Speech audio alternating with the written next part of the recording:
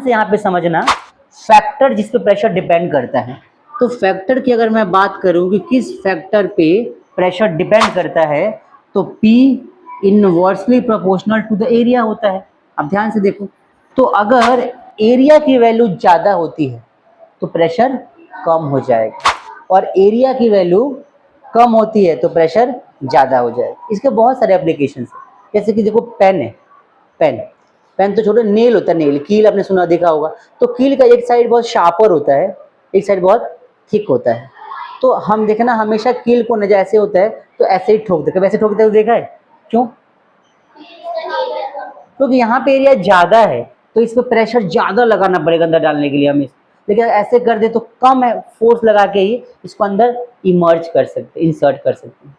आई बात समझ में? इसके अलावा बहुत सारे और भी एप्लीकेशन है प्रेशर के, जैसे कि हमारे बैग के स्टेप्स होते हैं, ठीक है ना। एक बार बैग, जैसे ये बैग है, हम इसको मान लो ऐसे ऐसे ऐसे हैंग करते हैं ना, तो ये जो एरिया है अगर ये बहुत पतला होगा, मान लो एक रस्सी जैसी हो, पतली सी थ्रेड हो, चुभेगा, कटेगा यहाँ पे, लेकिन चौड़ा बनाया जाता है, क्यों?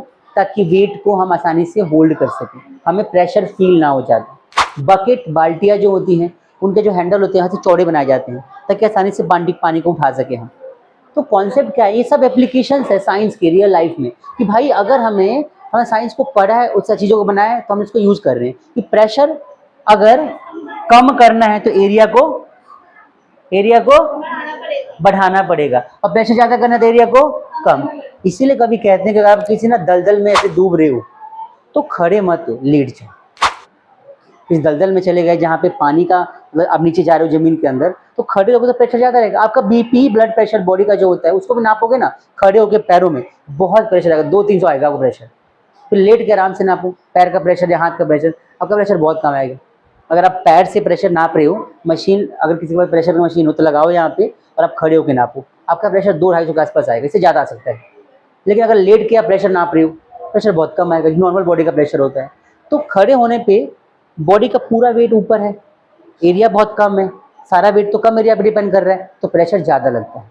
अब लेट जाओ, प्रेशर कम लगेगा। तो दलदल में कभी डूब रहे हो ना आप, या पानी में कभी, तो आप ऐसे लेट जाओ, इससे क्या होगा, बॉडी आपकी ना से ज़्यादा एरिया बना लेगी, तो प्रेशर कम लगेगा आपके ऊपर, तो आप डूबोगे नहीं। बात समझ में आ रही है? This all are the concepts.